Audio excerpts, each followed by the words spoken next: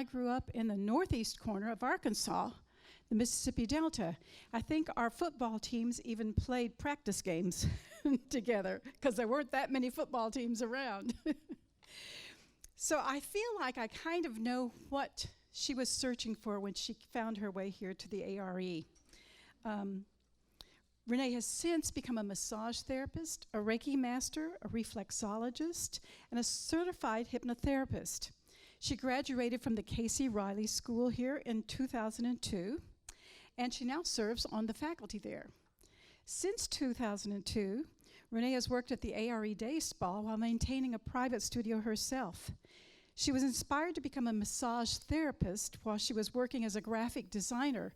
Her weary colleagues had neck and shoulder pain from sitting at computers all day. Any of you that do that know how that feels. And she would go up and give them a nice neck and shoulder massage, and they said, you know, you should do this professionally. And so she did. Renee likes the combination of body, mind, spirit education, and transformational experience that she's found here at the Cayce Riley School. And she will share some of those remedies, poultices, and packs that she learned about and that she uses a lot there. She's a true Renaissance woman who loves the stimulation of truth and knowledge, and Renee has found her place here in the work of the ARE. So to enjoy this program today, I'm going to turn it over to Renee Branch. Give her a nice warm welcome.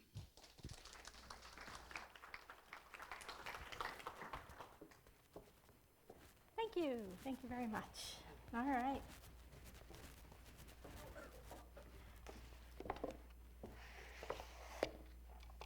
Before you get set up, I want to mention one other thing. Turn her mic back on. She's trying to say something. It's on, but it's not. There we go. Thank you.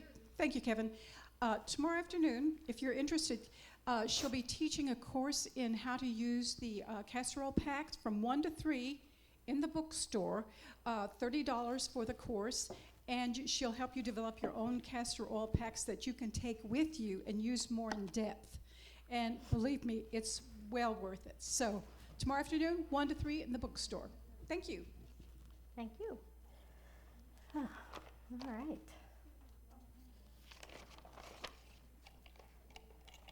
Get all organized here. How y'all doing? Yeah? So far, so good? Okay. How many people have used a Cayce remedy? Yeah? What? I need more hands. I'm sure more of you have used them than that. Okay.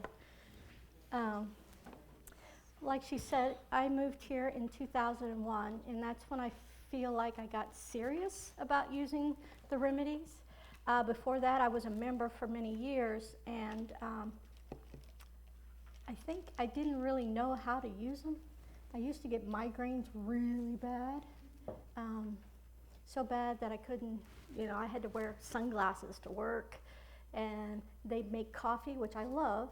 They'd make coffee or cook things in the break room, and it would just make me nauseous and sick. It was like, ugh.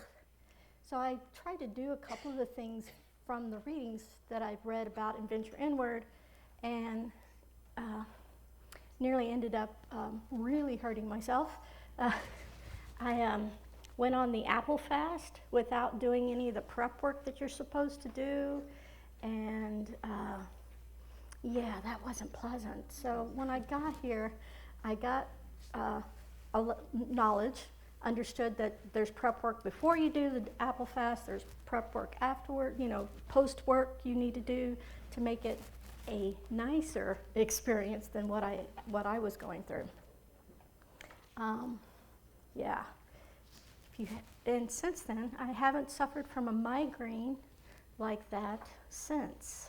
I've had headaches, small headaches, and I can feel them coming on, like I can feel a migraine coming on. I'm like, okay, too acidic, and then back to the remedies I go.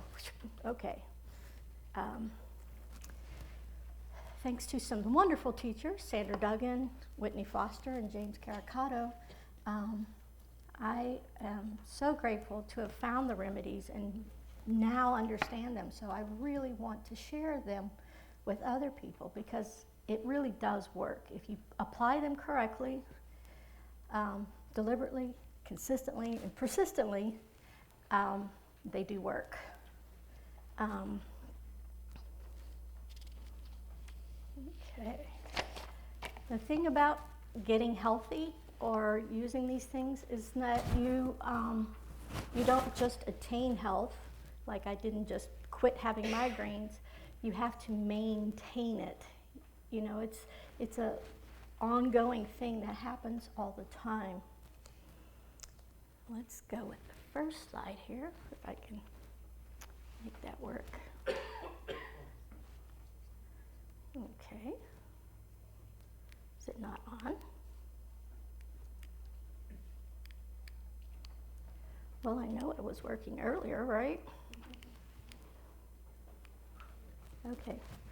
I don't know how to use this one. Click to the next slide. Oh, here he comes. He's going to help me. Sorry, dude. There's lots of buttons on there, and I didn't know which one to press. That's forwards, backwards, laser. Okay. Forwards, backwards, laser. Okay. I really didn't. I need to point it that way, right? Not at the screen, because that doesn't help, right? You don't have to point it anywhere. No, okay, good. It'll pick it up. Okay. All right, so remedies. Just a quick overview of remedies and how they work. Typically, he didn't give just one thing. He worked with body, mind, and spirit, because your root problem often started somewhere else. Started like the migraines. He suggested that they start in the gut. It has more to do with what you're eating / not digesting, not eliminating, than with muscle tension or any of the other things that they tell you. So it's more about food, and that's what I found to be true in myself, is some of the things I was eating, not eating, or eating incorrectly, like having coffee with cream. I used to do that a lot. Actually, it was cream with a little coffee in it. And totally changed that around, and now I can drink black coffee, and I just drink black coffee. Of course, now I have to go to decaf, but you know, I can still have coffee. I love coffee. It has good memories. So here you can kind of see that we have nutrition is at the top, massage and adjustments, exercise, the radial appliance, or even some of the other wet cell, the radiac and the violet ray pop in there. He also recommended prayer and meditation, and other physical things like the formulas, like 636 and 545. He also recommended hypnosis, reading specific chapters in the Bible, staying open and close to nature, reviewing your ideals daily and apply them in your life. Hydrotherapies were very big in the readings. And of course the formulas, which I mentioned. So all of these, you might find in one reading all of this or half of it, but it was never just one thing. It was usually 2 or 3 things working in conjunction to take care of the whole issue. Typically, these things, the pains and aches that we have are symptoms of a deeper issue. So that's why a lot of this was, big. He also really said that these were all just tools for us to get the inner divine healer jump-started, to let it know that we were serious about being healed and that we truly wanted it. And he also suggested there'd be an ideal. Why do you want to be healed? Why do you want to get better? Is it just because you want to feel better, or is it because you want to do better, be better, and go out and help other people? Also, these remedies were done in cycles. 3 days on, 4 days off, 3 days on, 4 days off, wait 2 weeks, and then repeat. Sometimes it was 5 days on, 5 days off. It was always cycles. It was just a way to jumpstart the body's own inner healing. You always let the body rest and let it respond so that you know if it was working or not, okay? So today, normally I just talk about the remedy itself, but I thought because it's summertime and we have specific things that we work on during the summer, I would start with the root or the problem, and then we talk about the remedies from there. So first one we're going to worry about or talk about is sprains and strains. Summertime, we're more active, we're out running around doing stuff, and this is a hazard of being alive sometimes. And sprains and strains typically are the ankles. It happens on the wrist also. Anywhere where there's a joint can happen. The strain is a pulled muscle, stretching or tearing of the muscle and the tissue connecting the muscle to bone. Muscle to bone is a strain. The sprain is that tissue which connects the bones and the joints together. The symptoms are both the same. Pain and swelling ensues, and the remedy, does anybody want to venture to guess what that one is? Have you used that one? Salt and vinegar, very good. Apple cider and salt. Now typically in the readings he suggested sea salt. I've also used Epsom salt, which we know isn't really a salt, but the sea salt works the best. It has a detoxifying and a soothing effect. And to demonstrate will be a younger me. Demonstration today is hot salt and apple cider vinegar. Well, I don't have any hot devices, so you're going to have to imagine that I have a little stove and that I'm warming the stuff up, okay? What you need is a couple pillowcases, towel, a bowl, some salt. Now, Cayce recommended sea salt for smaller things, but I like to use the Epsom salt because it's big and you can use, because you're using a lot. You can kind of mix it up a bit. The sea salt for sprains and strains, bruising, arthritis, you can use a little bit of this with a little bit of your apple cider vinegar, just like a sandy, salty mix. And you put it on and you just kind of rub it in and let it sit, and then you can rinse it off later. Or you can add a little bit of a cloth over the top of it, put a heating pad on it, and let it sit for a little bit and then rinse it off. If you're working with a sprain or a strain, usually that's an ankle or a knee or elbow or something, you're going to use a little bit more. So I use the Epsom salt. I probably should have opened this first. You put it on the stove in a glass. I usually use glass pots, and you stir it for a little bit to get it nice and hot. Then it's going to go into your pillowcase,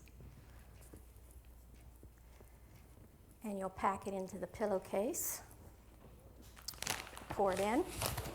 Pretend it's nice and hot. Put it in so it makes a nice bundle like this.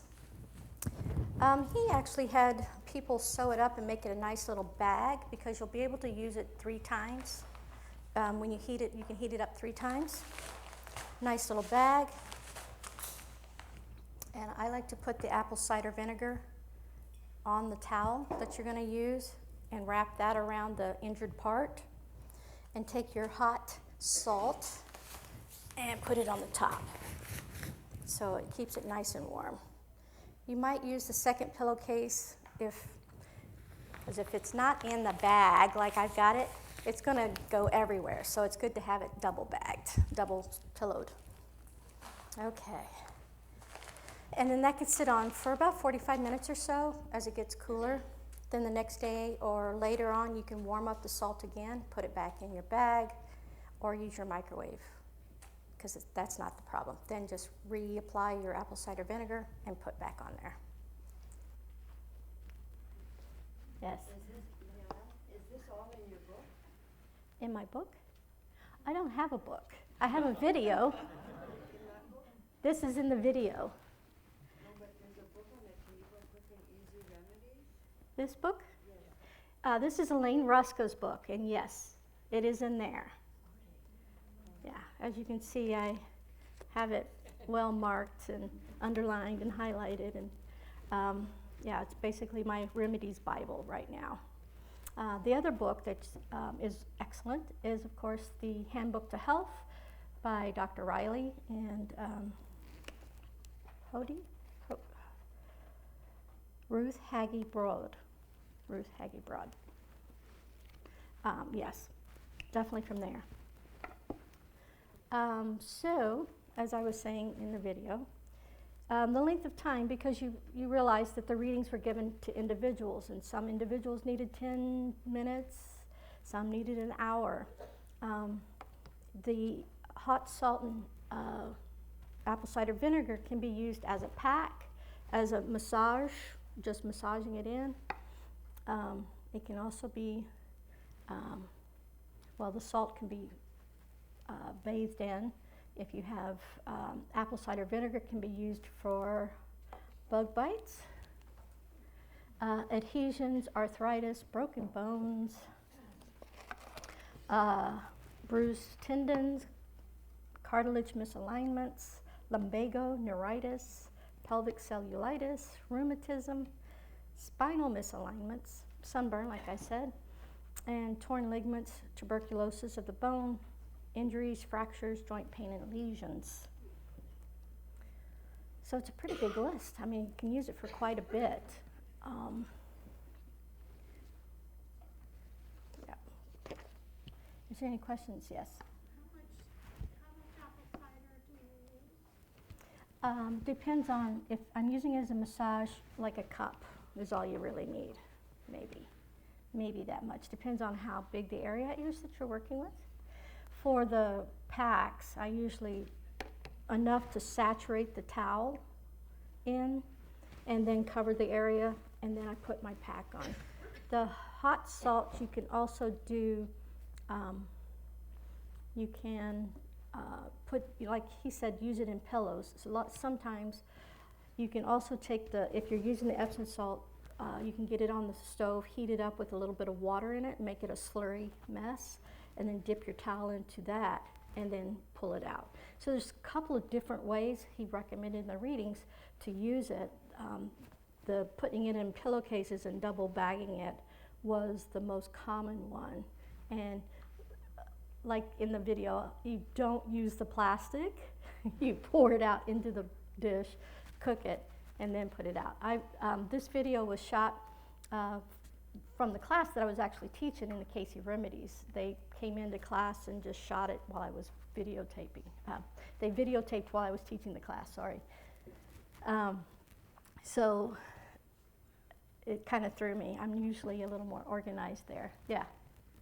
You mentioned you can use the packet up to 3 times. The salt, if you heat the salt, you can. It's only good for about 3 to 4 times. Why does it lose its goodness through heating? The minerals, because it's full of minerals, and I guess heating that up would reduce their effectiveness. Okay. Yeah, that's the only thing I can think of. Oops, that's me. Yeah. Can you tell us about formulas? I wasn't clear on that. You said numbers, but I didn't know what you meant by formulas. Formulas? Cayce gave formulas in the readings for various and sundry things. Some of them was a spring tonic, some for gray hair, helped with gray hair. And the readings, the numbers are like 545, 636. Those are directly from the readings that it was given from. So they use the name of the person. So you understand how the readings are numbered, right? I just didn't know what a formula was. What the formulas are, what they were giving different things in it. So different herbs, and then they were cooked or whatever they do to them, and then they put them in, they bottle them. So if you go into the bookstore, you'll see like a whole wall of the bar products with all the different formulas. Mm-hmm. Yes. So the salt, when it's in a pillowcase, it's not in direct contact with the skin. Is there's still a benefit because of the minerals, the crystallization? Well, the salt draws. The salt draws. Yeah, it draws. Oh, yeah. Because it's linen, so it's not like it's airtight or anything. And the linen, especially since it's hot, the heat will actually help open up the pores. And the apple cider vinegar goes in and does its work while the heat is opening and the salt is drawing.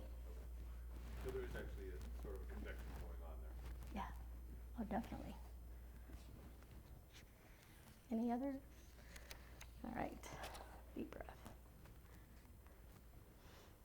All right, muscle pain and soreness, which is another thing. So it's basically the same thing, but it's a step higher because people tend to move a lot. You're out in the garden working, so you get more of an all-over pain. How many people have gardens and outside all the time working, and you come in, you're sore, stiff, people help moving during the summer. So usually you don't get that soreness till like a day or two later. So in the readings it was suggested that you use Epsom salt. Again, we're using Epsom salts, but you use it as a bath to cover more area. And typically what they recommend is 1 cup per 10 pounds of body weight. Yeah, I think that's right. Or 60 pounds of body weight. 1 cup per 60 pounds of body weight, sorry. But typically in the spa, we use it therapeutically. We'll actually use 16 pounds in a 40-gallon tub. So you basically float in this salt. It's like being in the Dead Sea. Using it therapeutically like that, we're talking you're in the tub only 5 to 10 minutes because it's very hot. And with that much salt going, it's really getting the circulation moving.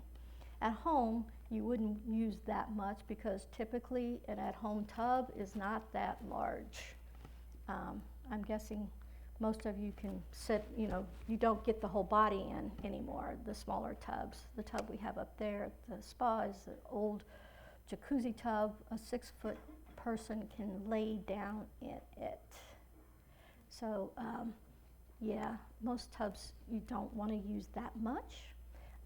He recommended it in this case, like if you've worked in the garden, don't wait 2 days until you have the pain. Go ahead and take that bath that night, and you don't have to have the pain. Or it isn't as intense as it would have been if you'd waited. Because what it does is it helps to draw out that lactic acid. And that's what causes the delayed onset pain. It also helps to reduce inflammation as well as reducing the pain. And it helps to detoxify the system, which is also good. Now, if you're doing it at home and you're using, a cup per 60 pounds of body weight, you can sit in that for about 30 minutes to an hour, just adding a little more hot water as it cools off, and stay in it as long as you like, However, if you're doing it therapeutically and you're using 10 to 16 pounds, you're going to do much shorter.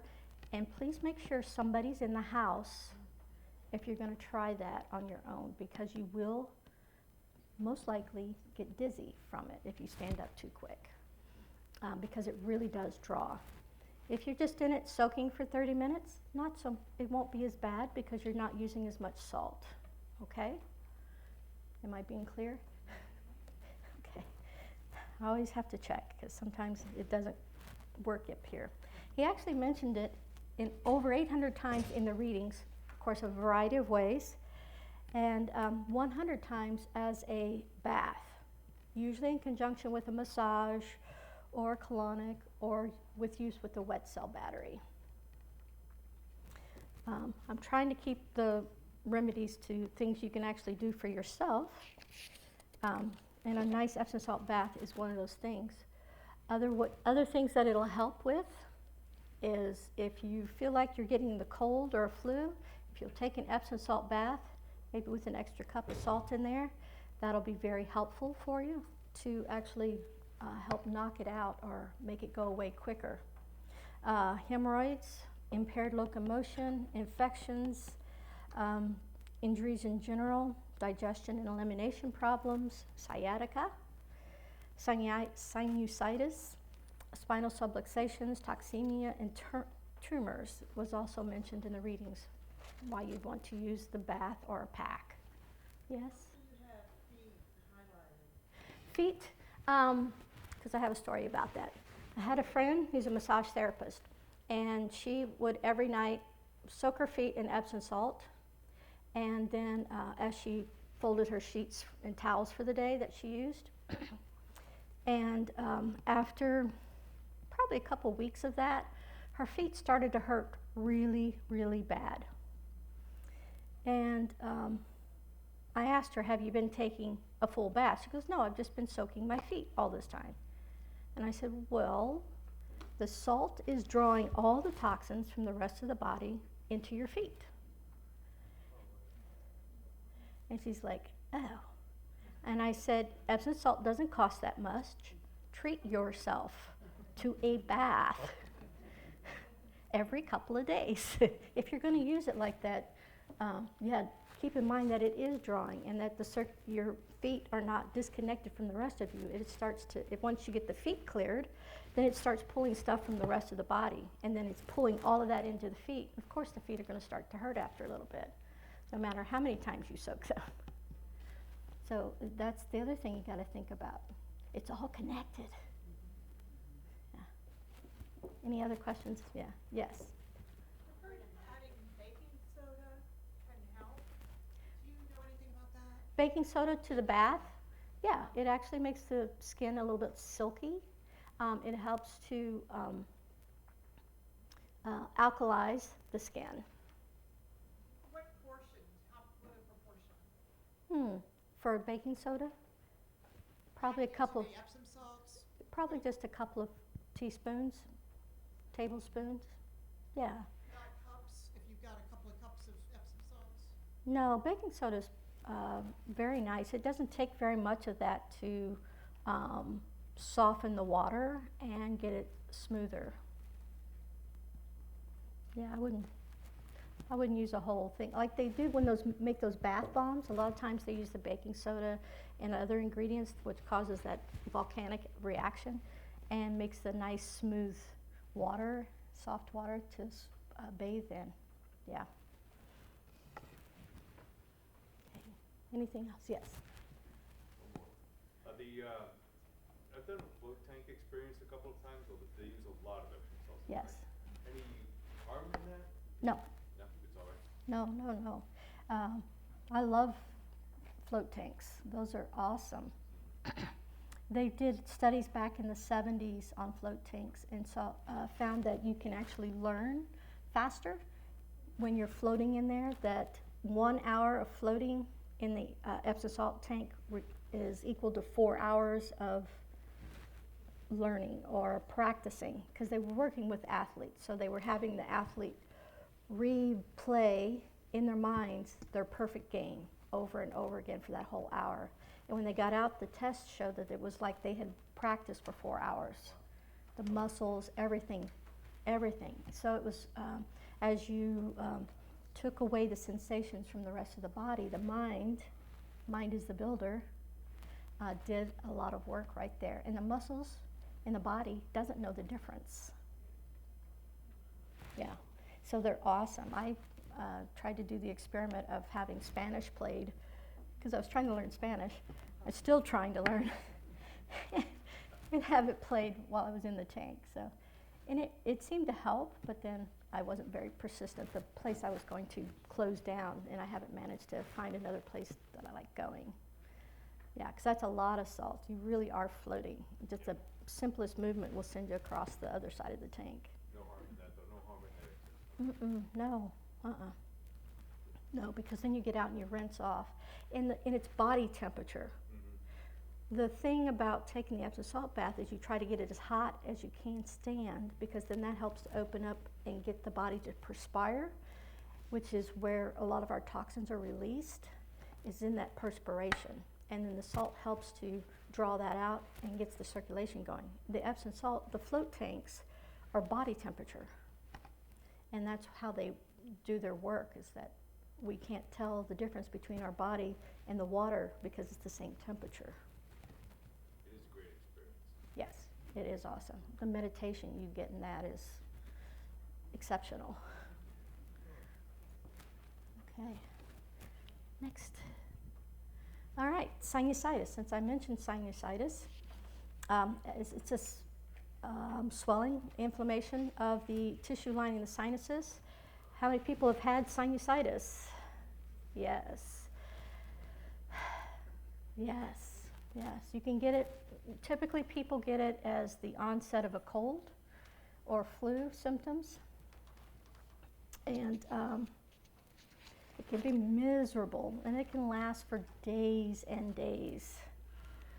The big remedy for that, the first thing you should reach for, is your glycothymoline. It's more than just a mouthwash.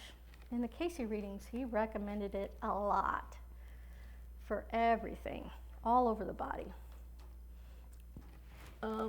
Back in the day, that old advertisement, which they can't use anymore, they originally, when Cayce started recommending glycothymoline, the company found out about it, and then they put on their packaging everything that Cayce had recommended it for. Yeah, you're laughing because you know the FDA got a hold of that and said no, because there wasn't any research for it. It all came from the Cayce readings, even though people were having really good experiences with it and it was helping them. That's still not a test or didn't qualify it for FDA approval. So they had to take all that off, and it says mouthwash on there now. Is that how you use it as a mouthwash? Oh yeah, you can use it as a mouthwash. I know, but is that how you treat it for scientists? Oh no, here's a younger And I will Renee warn to you, tell you it's more. not a vegan option. Not a okay. vegan option, sorry. It has a couple of ingredients that are not vegan. Bar does have a vegan option called alkalized. Cotton cloth or something. washcloth, we have those, the warm water, heating pad, plastic sheeting, the gallon Ziploc, towel, small bowl, cotton rounds, and a small pillow, which we have. Okay, action. So we're going to, there are a couple of ways to heat glyco up to use it. You can pour it, you could hold it underneath pouring water, nice hot, let it warm up, and then pour it directly into your cloth, and then use it immediately. Or you can take a little bit of hot water, pour it in your dish, and then pour this in, and then duck it in. So that dilutes it just a little bit, and that's okay. It won't be as effective, but it won't hurt either. It'll just take a little bit longer to work. Or what I like to do is get my towel good and hot underneath the water, get it nice and warm, and then I pour my glyco in there, and then wring it out just a bit. And so this won't be super hot, but it'll be nice.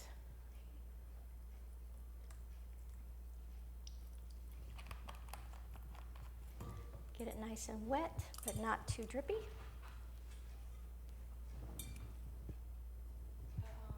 Ta-da. It got to halfway and I diluted it with some water and it's still just as strong.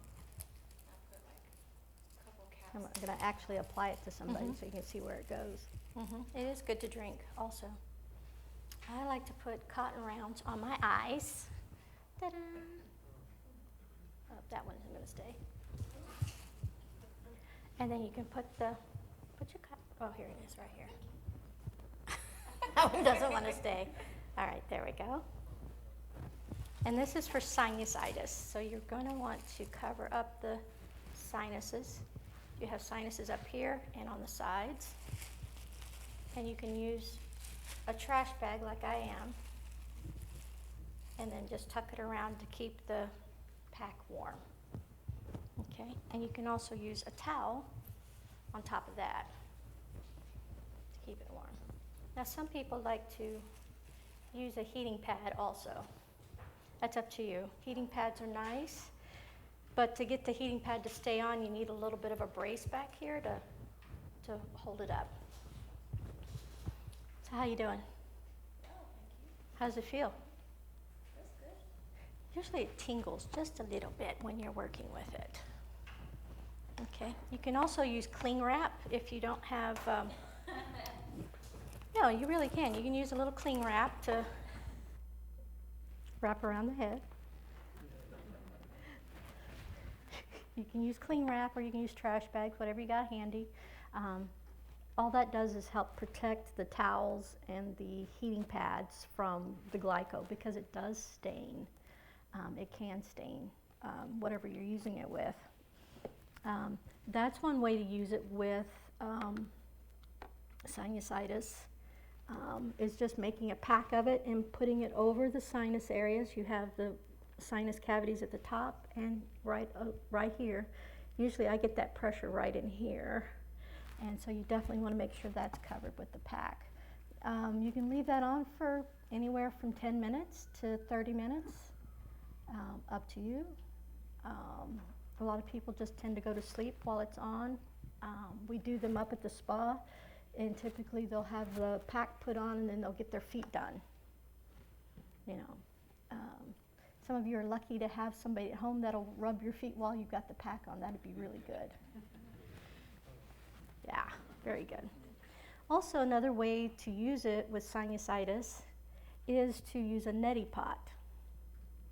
Now, the author of this, Elaine Ruska, was she was my hydro teacher, and she always told the story about being careful not to use the glyco straight when you're using it internally.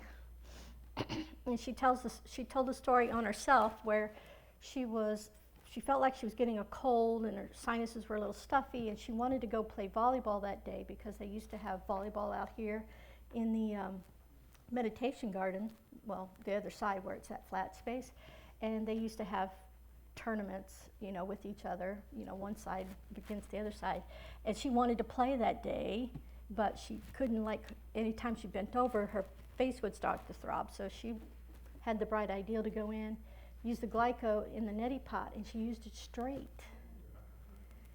Yes, you can guess what happened. She ended up crying because it hurt so bad. But it cleared it up really quick. So always 1 part glyco to at least 2 parts water. You can use warm water with that, especially if you're going to use it in the neti pot. If that's still a little too tingly, use 3 parts water to 1 part. So experiment with it a little bit. But remember, that is an infection in there, and the glyco is an antiseptic. So that's why it was really painful. She said it took her probably about a half an hour so she could actually see again from the pain. So, but it cleared up really, really fast. Also, you can take the glyco. It is alkalizing. It's one of the only mouthwashes that is alkalizing. In the readings, he actually suggested for a mouth problem, I can't remember which one it was, you would do a little bit of wash with the glyco, and then the next time you would wash with Listerine or something, and that would help balance the mouth out more. He also suggested it for dandruff, to rinse with glyco after you shampooed, then rinse with glyco, and then the next time you would rinse with Listerine, and that would help balance the pH on your head, which would help keep the flakes and all that stuff down. Lots of really cool stuff, yeah. You use it as a mouthwash. You also dilute it? No, you don't have to dilute it for that, unless you've got something like an infection of something going on. Of course, it'll burn, but no, when you're using it as a mouthwash, you don't have to, though it is an acquired taste. You do have to use it a while before you get good at it, yeah. You'll let me bring the microphone around to the question so everybody can hear it. Yes, yes, because they're taping this, so please wait for the mic, or I'll try to remember. He was asking about using it straight for a mouthwash, and yeah, you can use it straight for that. He also recommended it as a way to alkalize the body. You can drink it. Like to a full glass of water, you'd probably put 1 or 2 drops. If you've got really pink water, that's probably too much. I just want to remind you that it can be poisonous if you drink too much of it or take it internally too much, okay? So 1 to 2 drops a day is all you want to use, and then 3 or 4 days, and then leave off. And how much water? A big 8-ounce glass water, at least 8 ounces. Where do you find something like that? I've never seen it. Glyco? Yeah. Well, the bookstore, 1. 2, we have it online. And Harris Teeter, the Heritage carries it. And Amazon, you can catch it on Amazon. They used to carry it in drugstores all the time, but it's not so popular in this area. I think it's made in New Jersey somewhere. I think that's where the home office is, if I remember right. So it's pretty popular in that area, but the rest of the country we have to use. You can go to any of the field conferences that we offer. They usually have it there available at those meetings. Or get it online, Amazon, Bruce Bar. And if you're ambitious, you might be able to get it directly from the company. I don't know. I haven't checked their website in a while. Okay, any other questions? I mean, Glyco is like the go-to. As you can see, bug bites, if you'll put a little bit of Glyco straight on the body, it just stops that itching. Yeah, itching. Cuts that out right away. Poor digestion, stings, sunburns, you can put that on. It is sticky when you use it neat like that. So sometimes just a nice warm wash afterwards will help. The Glyco pack helps with eye problems. Or you can use those little eye cups, but you just dilute that a lot before you wash your eye with it. Without stings. Stains? Stings. Stings, oh yeah, it's the same as the bug bites. If you'll put it on as a little pack, you could add a little baking soda with that Glyco and make a paste and put it on, or you could use a little castor oil with the baking soda to help with a sting or something. It'll help draw it out. Renee, how do you use it with a bladder ailment? With a bladder ailment? Well, that's drinking it. That's drinking it. Or you can use it as a pack across the bladder also. Poison ivy is direct on the skin. Personal hygiene, you know, it's a mouthwash. And Cayce actually recommended it for colonics. So you can use it internally that way also. They do dilute it a lot. And they use they use baking soda also in the rinses. They use the Glyco because it is antiseptic, and once they've cleaned the colon, then they use a quick wash of the Glyco, and then they'll use a baking soda wash afterwards. Both of those are alkalizing to the system. Any other questions? No? Yeah, okay. Next.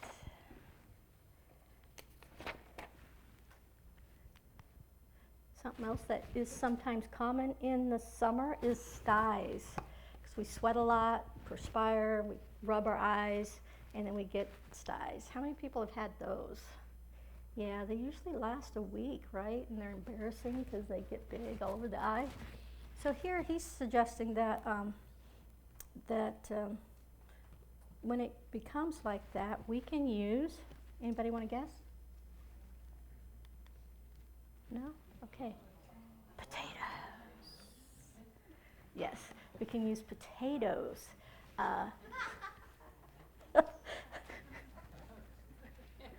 Better as a poultice than fried, yes.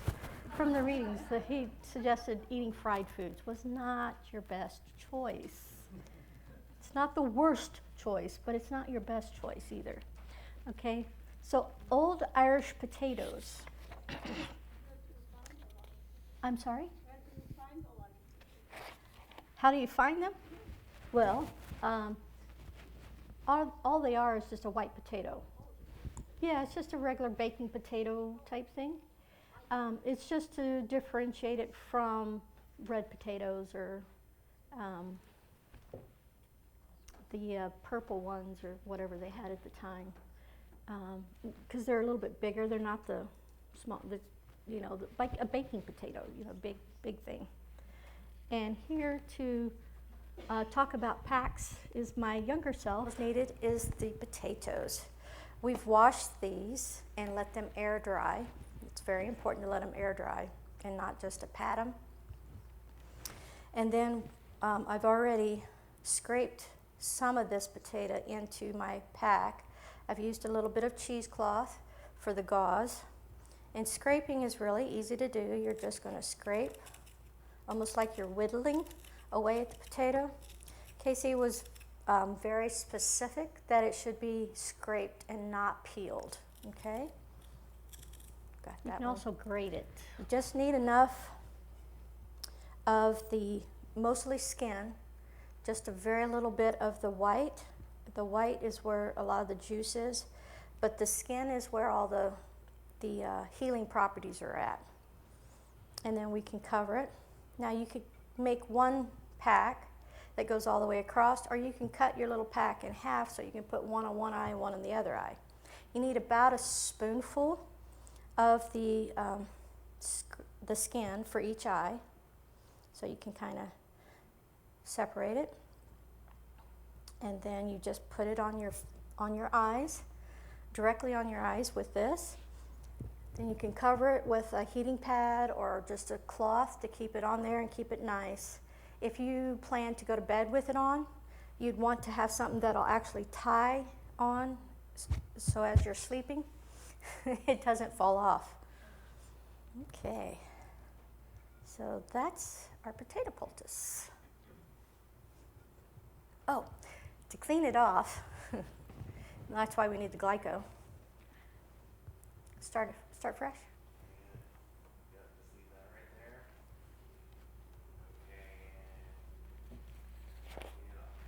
To clean off the potato poultice when you're done, and it could be anywhere from 20 minutes to a couple of hours. It's really up to you and how severe the condition is. Usually if it gets cold, you can take it off.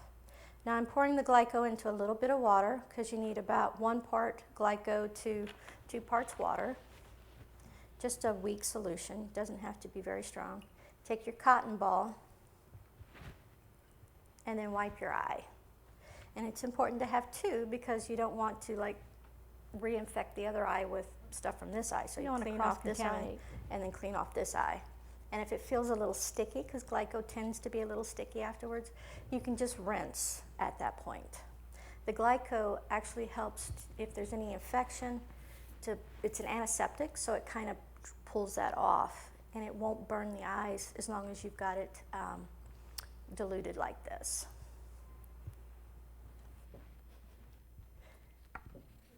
Yes, I haven't changed much, have I?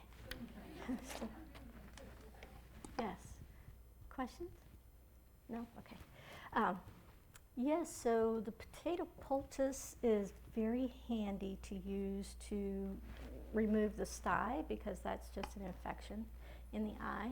You can also use it when you're trying to work with cataracts, conjunctivitis, just regular vision problems, burning or tired eyes, lesions, myopia, poor eyesight, and retinitis pigmentosa. So it's really simple. You're going to scrape it. Anytime you're using food, you do want to try to get organic nowadays, unless you've grown it yourself and you know there's no pesticides on it. Potatoes are not as affected. Sometimes, depends.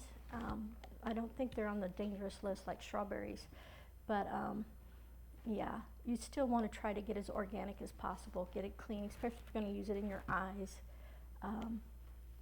And so that might be a little bit harder to find. It's not so hard nowadays.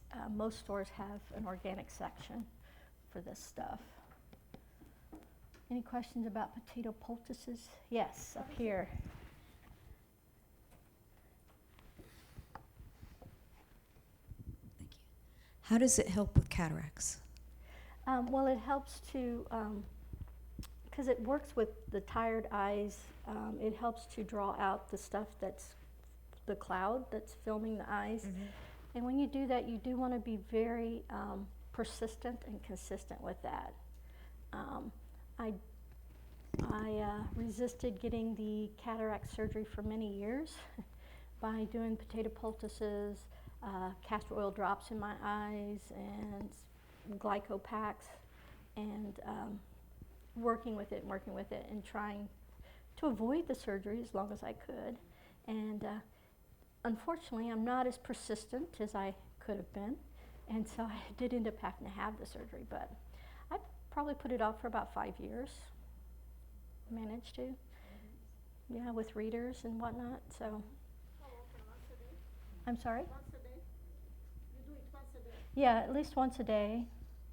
And while you're doing the packs, like any of the packs you do, you should be meditating and focusing on what you're trying to heal.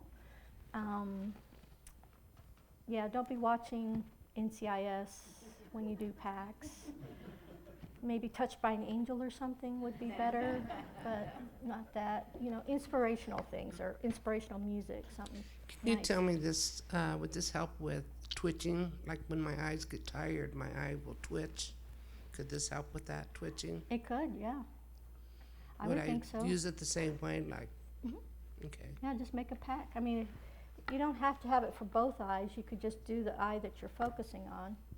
Just a little bit of potato, and then you can wrap the potato real nice with your, the leftover potato. You can wrap up and put in the refrigerator, and then use again the next day. The other half, the scrapings off of it. Casey was not a fan of the white part of the potato.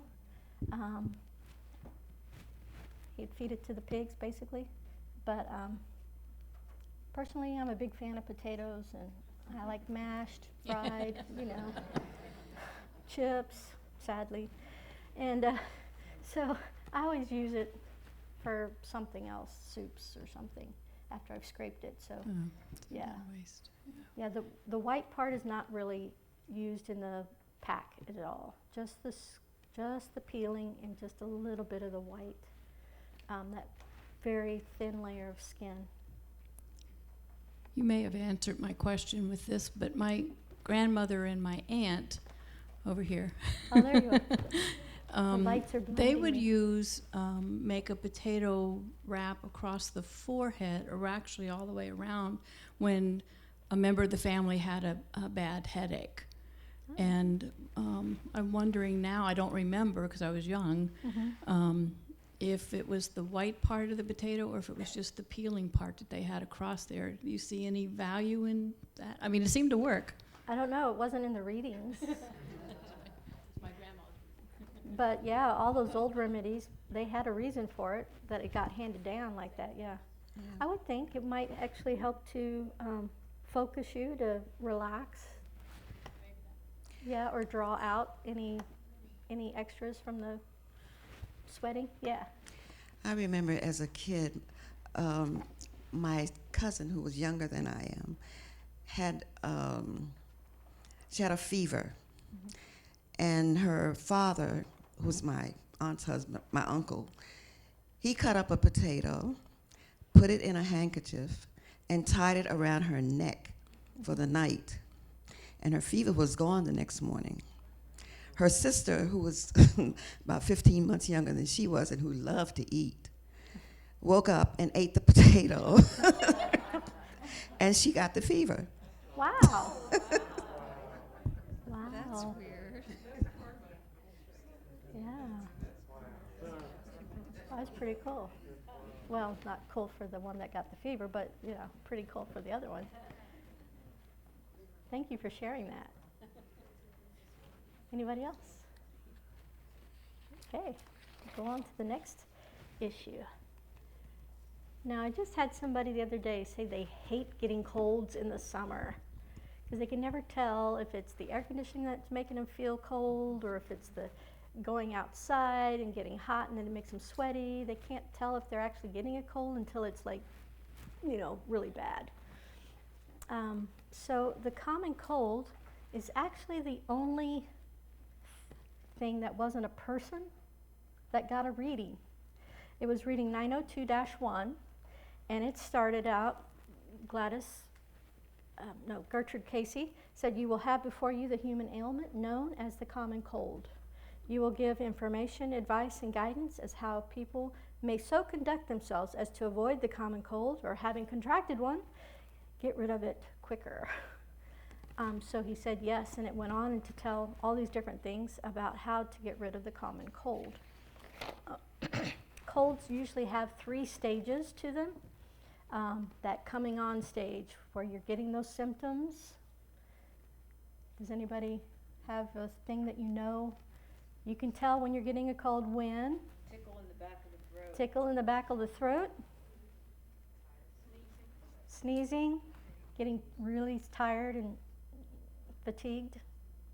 Yeah. How about the nose starts to run a little bit? Just a little, just clear, but it's like, oh, where'd that come from? Sometimes earaches get it started. It's usually different for everybody, but you know you're getting one if you get that symptom. And if you get that symptom, glycothylamine, Epsom salt baths. So that's stage 1. If you miss the symptom for whatever reason and you end up in stage 2, that's usually where you're getting the coughing and the nose is running and it's not clear anymore. You know, sometimes it's a little green or yellow. And then you get, you're really, like, your head starts to hurt and you start getting that sinusitis and all that's starting to happen. That's pretty rough. And there are, like, still glycothylamine, chicken soup, Mother's Earth cough syrup, which was something he recommended from the readings. There was a couple other things. Yeah, the hot Epsom salt bath, rest. Not get up and not just rest. Like in the first stage, you can rest by watching TV or reading a book or something and resting. In the second stage, it's rest. Just go down, lay down, go to sleep. Don't even try to do anything else. In the third stage, it is the stage where it typically turns into bronchitis, pneumonia, or the coughing is really bad and it's starting to hurt. So in this stage, he recommended onion poultices. Just plain old white onions. And to make them is a little bit different. And to show you how to do that is, again, my younger self. Materials needed is the onion, 2 cloth or gauze, and we have some cheesecloth here. And we're going to just kind of cut it to size for a chest.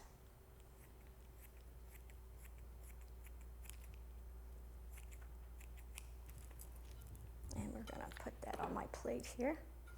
I've already cut up the onion and got it started cooking. We have the yellow cornmeal. He preferred the yellow cornmeal, but in a couple of the readings he did suggest white if they didn't have it, or a yellow oatmeal. A large plate or tray to put it on to move it from the stove to the table where you're going to work. Like I said, I've chopped up the onion already, and I have cooked it just a little bit. You just need to, you don't need any water, just plain onion in here. Get it nice and hot, and you just want it to start to turn translucent. You don't want it to be like a solid white anymore, but you don't want it to be soggy. Just translucent. And it's almost ready here. We're going to heat it till they're about half done. We have the cloth ready to go. We're going to remove the onions from the heat now. Pretend they're done.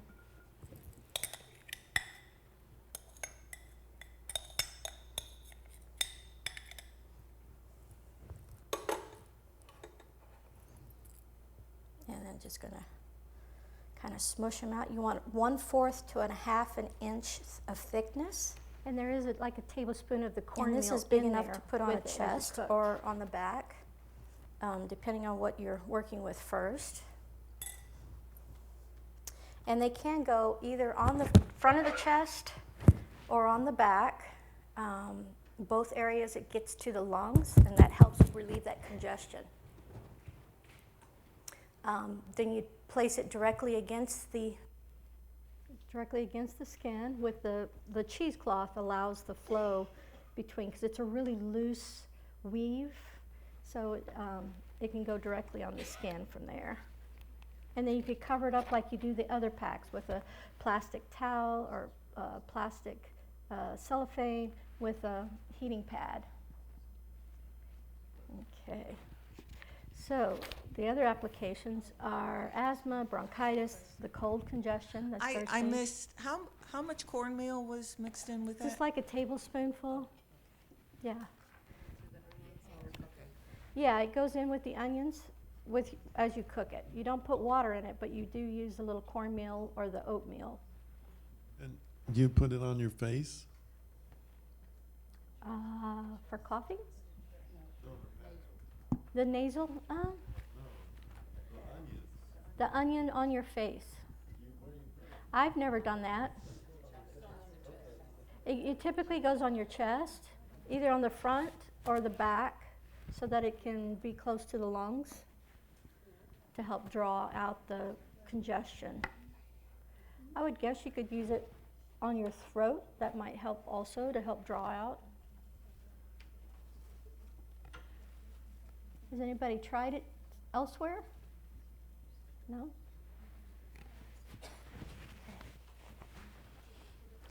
He actually recommended it for fractured ribs, injury from a fall, lung adhesions, tuberculosis, toxemia, tonsillitis. I guess you use it for that. Pneumonia, pleurisy, and measles. But when you have a cold and you've got a bad cough, this is the one to reach for, is the onions. You notice that most of these things you already have in your kitchen. Potatoes, onions. Yeah. Good home remedies. Okay. So earlier I was talking about migraines that I used to get, and that is something people get more in the summer because you change your diet from winter eating to summer eating, and we don't know we should prepare between that. Like Casey suggested that we actually do a fast of some sort when we're getting ready to change the way we eat, or do other things to clear the system to prepare it. And how you would, so sometimes that's what causes headaches because of the change in diet. It's a syndrome characterized by attacks of the headaches accompanied by disordered vision and gastrointestinal disturbances. The intense head pain can make you want to get your head chopped off so you'd feel better. I'll be honest, I actually suggested that to a friend. They laughed at me, and I said, no, I am very serious. I would feel better. He gave it to 26 readings for 21 individuals, most of them women, suffering from these migraines. Like I said earlier, it's a combination of colonics, massage, adjustments. Definitely diet and exercise plays a huge role in that. Using the radial appliance, prayer and meditation really helps with it. But, and you've all been waiting for this one, castor oil packs. Castor oil packs. Like the number one thing that was recommended in the readings, and if you look up Edgar Cayce, it's usually castor oil pack shows up in the Google search somewhere, because that's the biggest one that everybody recognizes. How many people have used a castor oil pack? Oh, pretty good, pretty good. And so here we're going to hear how to do it from my friend JP. And welcome to the Castor Oil Pack Home Remedy.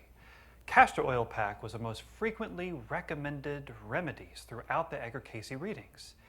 The use of castor oil dates back even to the ancient Greeks, who referred to it as the palma Christi, meaning the palm of Christ.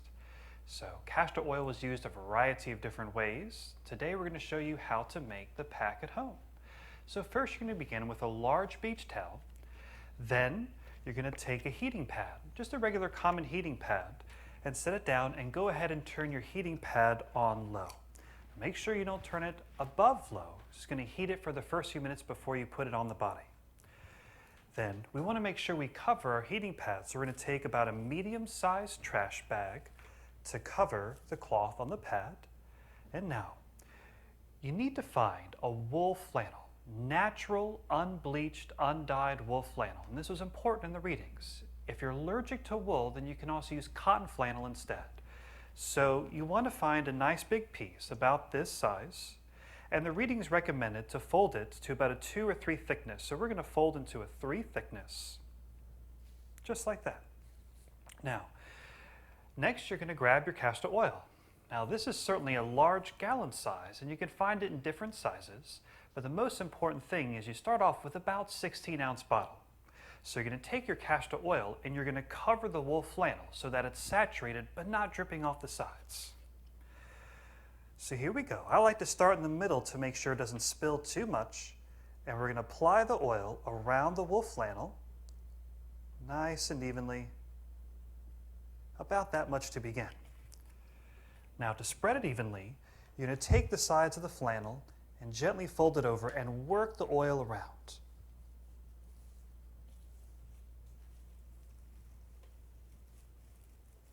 Good, just like that.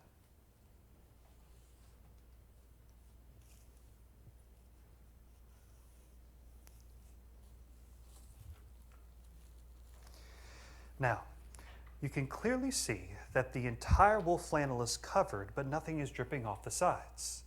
Now, we're going to fold the pack in half with the heating pad on low and let it warm up for about 10 minutes before we put it on the body. Now that the pack is warmed, we're going to go ahead and place it across the abdomen. First begin by placing a large beach towel over the area where you're going to use the pack to make sure you don't get any oil on your upholstery. Now find a comfortable place to lay down. Make sure you have a pillow and support under the knees and under the head. Now first, we want to expose the abdomen. We're going to place the pack from the ribs to the top of the hips. As you open the pack, first begin by opening the heating pads covered with the plastic sheet and the warm castor oil pack. As you place it across the abdomen, make sure that you cover over the belly button from side to side, from the ribs to the hips. Then take your large beach towel and you want to wrap around the pack to insulate and help keep the heat in. You're going to keep this pack on from an hour to an hour and a half. Now once the pack is in place, reach over and turn the heating pad up to medium. You want to make sure to avoid getting it too hot. This can cause the skin to mottle, which looks red and blotchy, and you want to be sure to avoid this. Now it was very important in the readings that while the pack is on, you be in a very calm, meditative state. So prayer, healing visualization, or meditation was most often recommended. Now, allow yourself to relax and enjoy this nice warm pack from an hour to an hour and a half. Now keep in mind that the castor oil pack can be applied anywhere. It was recommended mostly over the abdomen, but also over the knees and across the liver. Castor oil is most beneficial for the lymphatic system, and it helps any areas of congestion and drainage to promote the healing process. Now allow yourself to relax and enjoy. After the castor oil pack, it was recommended to use a baking soda solution in about a cup of warm water to help remove the oil off of the abdomen. Now you're going to place the pack from the ribs down to the top of your hips. You want to make sure you remove the oil off the skin when you're done. So here we have about a cup of warm water with a small little hand towel. You're going to take some simple pure baking soda, which you can find anywhere in your local grocery store. So you're going to use just a teaspoon. So we're going to take just a teaspoon of baking soda, add it to the water, and stir it around nice and evenly.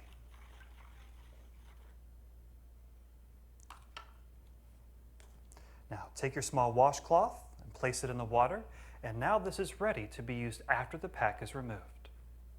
When you're done using the pack, first turn off the heating pad, then set the large beach towel off to the side, and then remove the heating pad and set that off to the side. You're going to take a clean Ziploc bag and you're going to take the castor oil pack with the plastic sheet around and fold it and place it in the Ziploc bag for later use. Now, your pack can be reused multiple times. Each time, you're going to add a few more ounces of castor oil. Now, each person gets their own pack, so you don't want to trade packs with other people or members of your family. You can keep the pack sealed under your bed or even in the refrigerator. Then, take the baking soda and warm water solution with a washcloth, wring it out, and clean off the abdominal area where the oil was applied. According to the readings, this helps to alkalinize the surface of the skin, remove any excess oil, and helps the oil to absorb into the lymphatic system where it promotes the healing process. All right. How many people have used castor oil for other things? Yeah. So what have you used it for? Skin abrasions? Little ulcers sometimes to get them in your mouth or on the side of your mouth. When your skin, gets raw, sometimes too much makeup or sunburn. Mm-hmm. And just as kind of a moisturizer at night before you go to bed, rub it in and then just kind of dab it off with a paper towel. It's a real cheap, nice skin moisturizer. Yeah.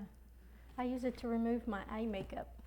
Yeah, I use peanut oil to take off the eye makeup, and then I just put the castor oil around my eyes, and so far I've been able to avoid cataract surgery or anything like that. I think it gets absorbed in. It does. It does get absorbed in. Anybody else? Use it for something else? Arthritis? Just massage it in? After a nice shower, yeah. Anybody else? I'm sorry? We had to drink a teaspoon a day every day. Oh, you had to drink a teaspoon a day every day. Well, the readings only suggested 5 to 10 times that. The most recommended constipation oil was olive oil. 500, it was recommended 500 times in the readings, and it was to take olive oil in small, broken doses, like 5 times throughout the day, just a teaspoon all day long. You could dip bread in it and do it cheat and do it that way, but he actually recommended olive oil more than he did castor oil. Castor oil was like the big guns if you were seriously in some distress, because it can have explosive results.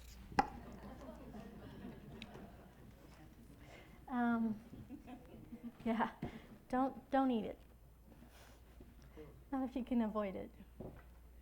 Yeah. How do you use it for hypertension?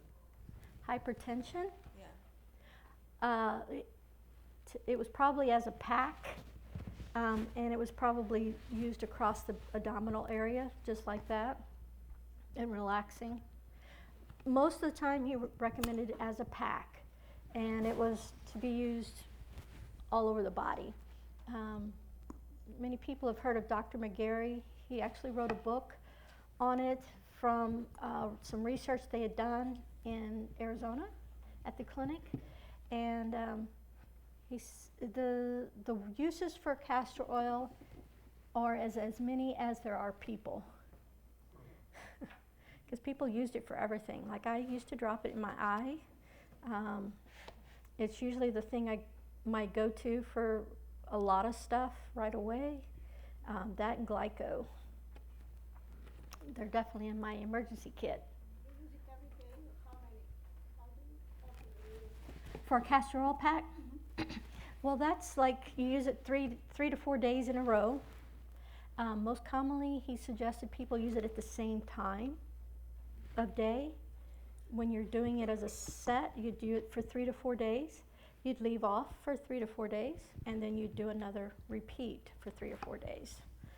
And then leave it alone for 2 weeks, and then come back and do another round. But like I said, in the readings, it was individual, so that was the most common one where you do it for 3 to 4 days and then leave off, and then repeat. Yes? Hi, thanks. You mentioned putting castor oil in your eye. Did you lose a lot of clarity? And if so, how long did Yes. it take for it to clear or process? I only did that like right before I went to bed. And so by the time I got up in the morning, it was fine. Okay, great, You could thanks. see again. And you want to use a clean bottle, a designated bottle just for that. Just buy the small bottle and a clean dropper because it is your eyes. You don't want to be using it for other things like eye makeup removal. You'll use a little cotton. You'll end up with cotton in it. So just use it really neat and clean and try to keep it as sanitary as possible as you drop it in your eyes. It's super important. Yes. So how much of this did you put to the water for your eye? Like how much of the castor oil to the water to when you do drops in your eyes? I don't use water when I do so it it's just as a straight drop. Yeah, Okay. just straight in the eye, and that's why you have to do it before you go to bed because it does make your vision blurry, blurrier in that case. So you just go to bed with it on. A lot of people will just put it on cotton balls and put it on their eye and then sleep with a thing tied around their head. So mini castor oil packs, you could do that. I mean, there's lots of ways to do it if putting stuff in your eye bothers you, because a lot of people can't even do eye drops, normal eye drops. What does it do for the eye? Huh? Castor oil, what does it do for the eye? Well, I used it to help with my vision, trying to avoid cataract surgery for as long as I could. The side effect of that is that it actually helps hair grow. So I was just using it in one eye, and I ended up with I put my glasses on with mascara, and this eye kept getting streaks, and I was like, what's going on? And I found it in an old home remedy book, like I don't know who printed it, but it was an old one, probably from the 20s and 30s. And in there it said it makes eyelashes grow, and I went, oh. So I started using it in both eyes. And it doesn't block any, like, the glands there, everything like. No, it's a clean oil, and the body absorbs it easily. It's not like getting out and getting sweaty and your sebaceous glands creating that oil and then that getting blocked. Yeah, no, it doesn't do that. Back here, there's a hand up. Can it make the hair on your head grow? I haven't tried that yet, but I did have a friend that used to use it because she had long blonde hair and it was starting to, it comes out in the brush a lot. So she started sleeping with it on. And she said it helped make her hair thicker, but I haven't tried it yet. I would assume it would if it makes the eyelashes grow. I've been putting it on my eyebrows because they've gotten thinner as I've gotten older too, so I'm trying to get those to grow too. It doesn't hurt, so why not use it, right? Yeah, don't put it on your lip. Unless you're a guy and you want that, but yeah, I wouldn't put it on the rest of the face, just on the eyebrows. Do you know if it's a sunscreen? What kind of SPF it might have? Or I'm sorry? Do you know if it's a sunscreen?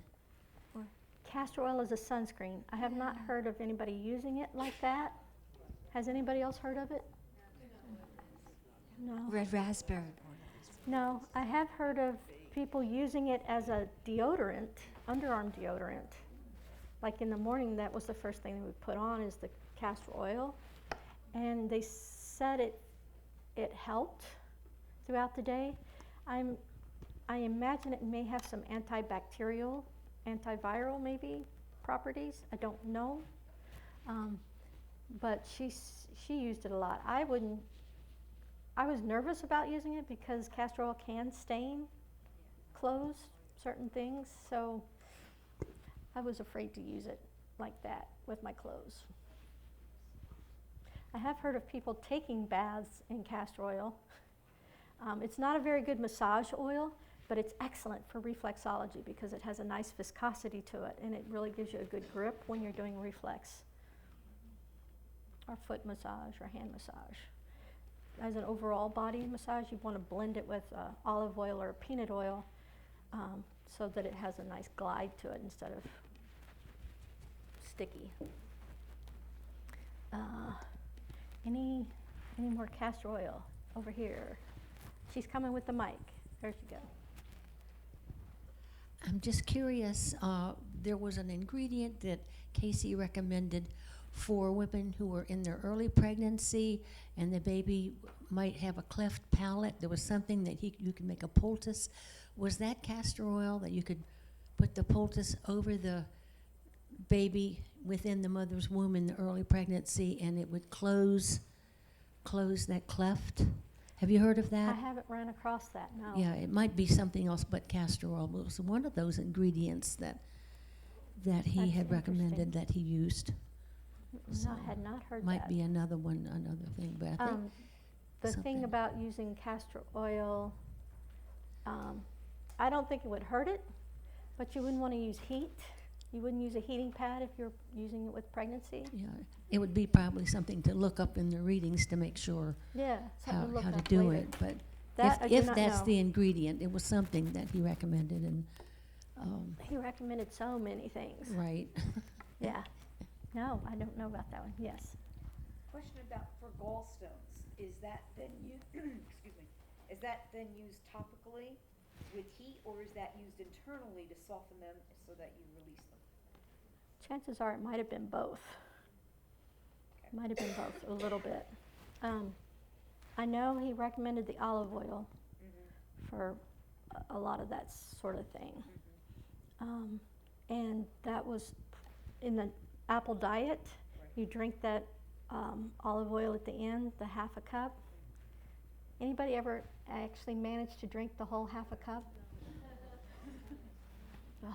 I can do a tablespoon at a time, but I can't do the whole half cup, so I cheat and just do tablespoons each time. But that's why you had it at the end. It's because the diet itself would help release stones, kidney stones, gallstones, that sort of thing. And you drink that olive oil at the end to help move things through, yes, as it were. And it flushed the gallbladder out because you drank a lot of oil at once. Yeah, I've never managed to drink the whole half a cup. Yes. Renee, of a more serious nature for usage, I once broke my leg in 3 places, and I did the castor oil pack on that, and it healed miraculously fast. I never had to lose a day of work, or I just, I did the therapy and everything, but the healing itself is incredible when you use the pack. Also for an ovarian cyst I had, I was able to put off surgery for like about 8 months, and then when they removed the cyst, he said, this was incredible. He said it was so encapsulated and really healthy looking and pink, so I didn't have, really serious problems after the surgery. Also, when I broke my sternum once in an accident, and I just did castor oil packs, and again, I didn't have to lose any work time and was able to, get up and walk around immediately. So I cannot recommend it highly enough. It's just one of nature's great healers. For any time you get a cut, if you put the glycothylamine on, rinse it off, and then put the castor oil on it, it's like a liquid bandage almost. It just immediately starts to heal. Yeah, I use it for everything. I get a cut, I slap castor oil on it and wrap it in a Band-Aid and just forget about it. And it only takes a couple days, and it's like nearly gone again. Yes, you can use it in your ear. Swimmer's ear, I think, it's not up there? Swimmer's ear is a big one. You can warm it up just a little bit and then put it in your ear. That's excellent for that. Renee, Yes. when I've had 3 pregnancies, I have no stretch marks because in the evening before I went to bed, I would just rub that oil on me and leave it with no packs or anything. Just rub it into the skin, and No stretch marks. no stretch marks. That's Of course, awesome. the kids are intelligent too. My 3 kids, my middle child, my son, he was having a problem sitting still in class with ADHD, and I went through the readings and found how behavior problems would be solved with some castor oil and night talks before bed, and I tried it, and it was complete change in my kids. Yeah. And they love it too. It puts them to sleep. They ask for it now. Yeah. They absolutely love it. They're Yeah. like, Mom, can I have a castor oil pack? Castor oil pack? Just like JP said, just like that. But I would do it before bed with the timer. No, No, she'd make a they pack all and have put their it on. own pack. Everybody in my household, we all have our own castor oil pack. Yeah. We do. Yeah, I had a student that she had a ADHD child as well, and I was teaching her reflexology at the time, and she'd asked about it, and the readings also suggested that as a child is going to sleep, to give them sleep suggestions, pre-sleep, like I love you, you're a great person, you do well in school, you're very quiet, whatever they're trying to affirm for the child. And she combined it with the reflexology and castor oil as she rubbed it into their feet. And she forgot one day, and the school called her the next day and I don't know what you've been doing, but you obviously didn't do it last night. She's like, okay. So then she's like, so she proved it to herself that it really works. And that's the thing with all these readings. Use them and prove them or disprove them for yourself. They're going to work. They work, but they may not work the exact same way for you. Use your intuition. There's a question over here too. Yeah, there's so many stories about how castor oil is healed. It's also called the palm of Christ. Yeah. Do you know, does it help with fibroid tumors? Yeah. It does? Yes, Oh. tumors. I had another friend who had a lot of cysts, the cysts, and she used the castor oil packs, and she didn't want the surgery. She went and did the packs, and they kept checking her every month, and they were shrinking. They shrank for her. Wow. And she didn't end up having to have the surgery anymore. So they disappeared. Yeah. Okay. Yeah. She was having them until she started coming to the massage school and found out about castor oil packs. She'd had to have them removed several times, and they just kept growing back. Right. So she finally used the packs on it and got rid of them. Okay, thank you. Yeah. Yeah, there's hundreds of stories like that. In Dr. McGarry's book, he has a lot of those there. You can find a lot of the reports in the readings about this, about all the ways we've used it. It's awesome. Again, I don't recommend drinking it, but yeah, that works too. And is there any other questions? Renee, I have a quick question. Yes. Actually, it's kind of a couple questions. Okay. With the pack itself, so if, say, you're having, I know we mentioned like abrasions and that kind of thing, you put it directly wherever the ailment is, anywhere. correct? Yeah, anywhere. And when it comes to severe eczema, do you recommend more of a castor oil or like the glyco tincture? Like what would be your recommendation for like skin eczema issues or cirrhosis? Well, kind of the thing? psoriasis, Or psoriasis. Casey actually recommended diet mostly for that.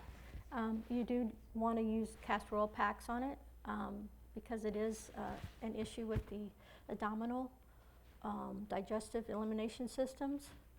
And yeah, there's a whole thing on just psoriasis and eczema that you can follow. So would that be a better abdominal pack to do kind of like the whole body cleanse, or for eczema, like specifically on the locations, do you think? It wouldn't hurt to massage the oil in on the locations just to help clear them up, but I would go with the pack and then maybe do the pack and then rub the oil in all the spaces and then just chill for an hour and a half, get up and clean off. And is that like daily or 3 times? Like like every day? Yeah, if you until were it- dealing with something, a big outbreak, I would do it daily. Okay. All right, great, thank you. Yeah, that's what I would do. So if you wanted to take me home, there's a DVD that we have for sale in the bookstore. Members get a discount, and then if you buy the book and the CD or DVD, you can get a better deal on both. And Elaine Ruska is a longtime member here, and she's now in Texas, staying with her sister. But yeah, she's still very involved in the work here.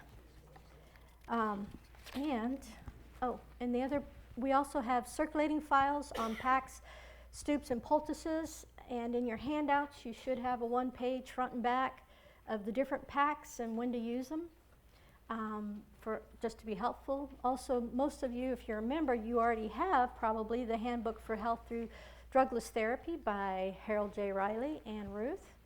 And if you're not a member and you would like that book, you can sign up for membership, and that's one of our premiums that we offer for membership. Okay? It pays for itself, basically. Getting that book is awesome. Question over here. Could you share some of the preparation that you use for the apple diet and the things that you do right after following the apple diet? Yes. That you spoke about. So for the apple diet, to prep for it, you're going to start with, you're going to pick 3 to 4 days that you don't have to deal with the public. Very important. Yes, very important. 3 to 4 days. You're going to have to plan this. Pick 3 to 4 days that you don't have to deal with people if you can help it, or if the people you're dealing with knows what's going on and they don't get their feelings hurt. Because you do get a little irritable doing this because you're releasing stuff. So plan ahead. And then, so if you picked Thursday, Tuesday, you're going to start to eat lighter and lighter and lighter, building up to it. If you're a heavy caffeine drinker, start weaning yourself off a little bit. Casey did say you could have 1 cup of coffee or the equivalent tea in the morning if you're a caffeine drinker, but not any more than that, because then you'll just set off your results. They won't work as well. And then, so you plan. You can eat any kind of fruit you want leading up to the diet, except apples. No apples. Apples should be eaten by themselves anyway from the readings. Or if you're going to, in the evening, you could cook them. It's the best way. Because as raw apples are very good at cleaning the system, which is why he suggested them for the apple diet. So you've planned your 3 or 4 days. You've reduced your eating intake. The day of the fast, or like the night before or the day before, get a colonic. If you don't want to do colonics, it's too embarrassing, too expensive, nobody in your area that does it, that's okay. Do an enema. But the enema you're going to have to do every night of the fast. So plan for that too. Make sure you have the time and the space to do all that. Because what's going to happen is your body is going to start releasing the toxins so fast that you could end up with a horrible, horrible headache. Okay, or if you're a migrainist like myself, it will trigger a migraine. Yes, that happened to me. Don't do that. It is terrible. Then after you've planned, you've gotten your colonic, you've gotten your apples, you want organic, the best you can. That's all you're going to eat for the next 3 days. I'm sorry? Any special kind of apple? Yes, you want to go with the Genting variety. It's the kind that have the little bumps on the bottom of the apple, like the sheep nose, the little bumpy. Genting variety. Jenneting. Genting. Golden Delicious falls into that category. I'm sorry, Red Delicious, and Macintosh, I think, also. It's the ones with the bumps on the bottom. So you'll probably get about a dozen or so apples, and hopefully apples is not your favorite fruit, because you're going to be very tired of them after this. And so for the 3 days, all you're going to have is apples and water, unless you drink 1 cup of coffee in the morning. Or if you're like me and you can't do that whole cup of olive oil at the end, the half a cup of olive oil at the end, you're going to do a tablespoon of olive oil each night. Sandra always told us to drink the Smooth Move tea in the evening to help release the toxins quicker, so that you don't get the aches and pains and the headache buildup from the toxins being thrown from the system. Do you chop up the apple and the skin, put it in water, and then cook it? No, you just eat them raw. Eat an apple raw. You're eating them raw, drinking the water. Drink water and eat a raw apple. Yeah. What tea at night? Smooth Move. It's called Smooth Move. A couple of different companies put that out. Yes. Did you say you get a colonic just once the day before? You can get a colonic the day before, and you'll probably want one at the end. I haven't gotten to the end yet. As many as you want, however hungry you are. And the first day, you typically eat 5 to 6 apples. By the 3rd day, yeah, you're eating maybe 2. You're so sick of them by that point. You're just like, ugh. You drink a lot of water, though. And then to break the fast, you'll probably want another colonic unless you've done enemas all the way through. Kind of gets complicated, but there's ways to get around getting the colonic, but you do need the enemas every day if you're not doing the colonics. The colonics are a deep clean, okay? They really clean out the system. They do the trick. Don't they, Edie? She used to do them over in the spa. And then to break the fast, you're going to go with a soup, like vegetable soup, root vegetables, grounding, so you're more grounded, and broths, maybe salad, light foods to kind of break the fast and come back out of it. And then you can go back to eating various and sundry fruits.